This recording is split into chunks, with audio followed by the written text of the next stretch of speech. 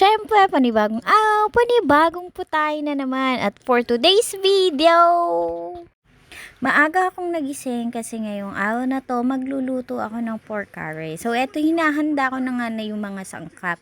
Pagkahirap-hirap ba naman na magkamera kasi nag-iisa lang ako. So ginagayat-gayat ko muna yung mga patatas at yung mga kailangan kong isahog sa pork curry na gagawin ko. Actually, eto ay isang experiment lang kasi hindi pa ako nakakagawa nito kahit minsan. So naisip ko, nagtingin kasi ako sa YT at inihanda ko yung mga kailangan gawin.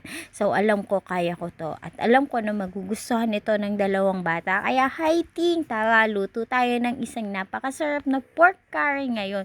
So, dahan-dahan ngayon kasi baka mataga ako. Alam nyo naman, bawal masugatan. Puso lang nasusugatan, hindi yan katawan. Charat!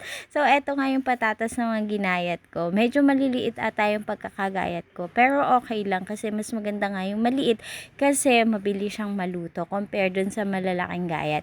So, hinugasan ko na yung mga kailangang gamitin at yung mga sangkap na aking inihanda. So, eto, simulan na natin. Una, nilagay natin yung karneng baboy. Tapos, i-fry natin siya and then lagyan natin siya ng mga kailangang ilagay. So, alam ko magugustuhan to kasi sabi nila kapag daw niluto mo ng may pagmamahal, syempre, magugustuhan ng pamilya mo to.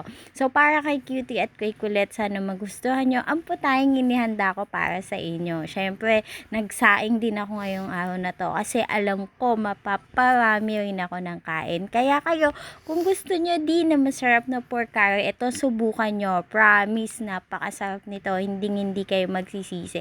Lalo na kapag isinama siya sa kanin. Siya, sige na, lafang!